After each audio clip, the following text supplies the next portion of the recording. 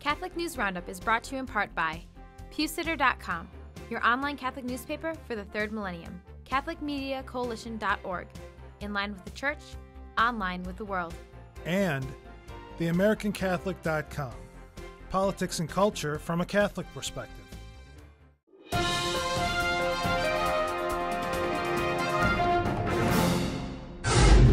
Hello and welcome to today's edition of Catholic News Roundup. I'm Matthew McAuliffe.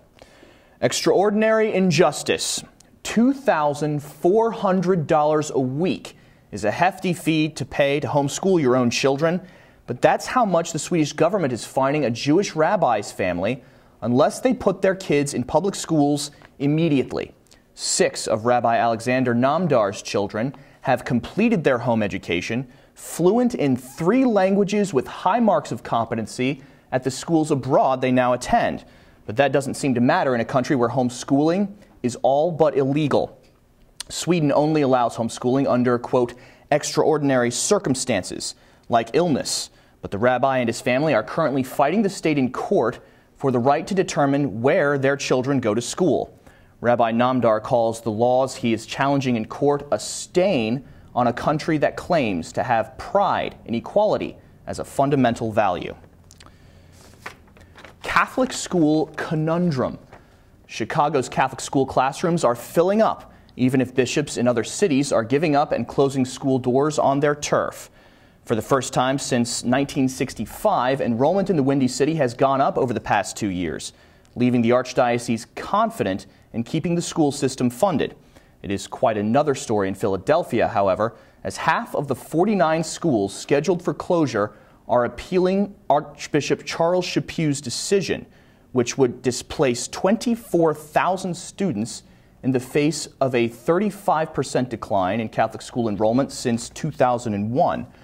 Since Chaput's announcement that he would be closing schools on such a large scale, the faithful have held rallies, demonstrations, and candlelight vigils to protest.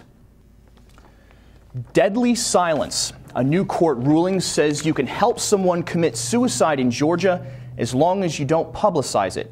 Judges are calling a law unconstitutional that forbids, quote, publicly advertising or offering to help with assisted suicide, stating it restricts the freedom of speech.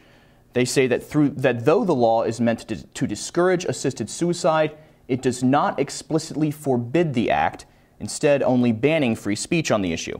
As a result of the Georgia Supreme Court's ruling on the law, members of the suicide activist group Final Exit Network will walk away unpunished from accusations that they violated racketeering laws, tampered with evidence, and helped one man kill himself. Stay with us. We'll be back in just a few seconds. Catholic News Roundup is brought to you in part by NewOxfordReview.org, the voice of Catholic Orthodoxy, in print and on the web. And RenewAmerica.com, expanding the influence of America's grassroots in the cause of freedom. Orthodoxy outs Obamacare. More forces are gathering behind the effort to oppose the Obamacare mandate forcing contraception, abortion, and sterilization on Catholics as the Orthodox bishops in the United States join the fight. The Assembly of Canonical Orthodox Bishops of North and Central America, which has 65 members, is calling the health insurance directive from the Obama administration unconstitutional, asking, quote, all the Orthodox Christian faithful to contact their elected representatives today to voice their concern in the face of this threat to the sanctity of the Church's conscience, end quote. The bishops join countless Catholics and the U.S. Conference of Catholic Bishops across the country in recognizing how unconstitutional Obama's Affordable Care Act is to conscience rights. And finally, media's Islamic influence. An activist group tied to the Muslim Brotherhood is taking advantage of a recent scandal in Britain to try pushing the government into restricting the media's criticism of Islam.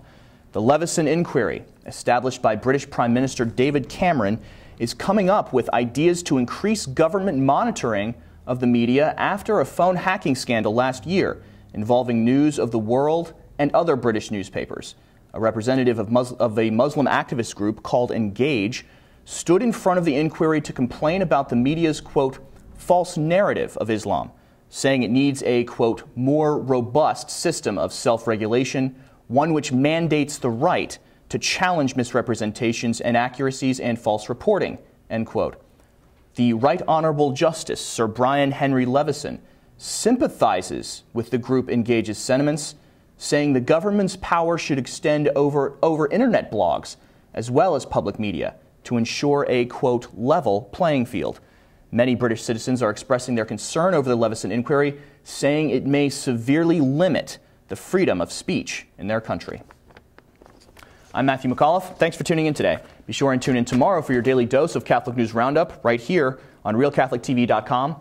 And also be sure to check out The Vortex, where Michael talks about various types of aggression on the African continent, not the least of which is Protestantism. Thanks for tuning in. Be sure to tell all your friends about us. And as always, God bless you.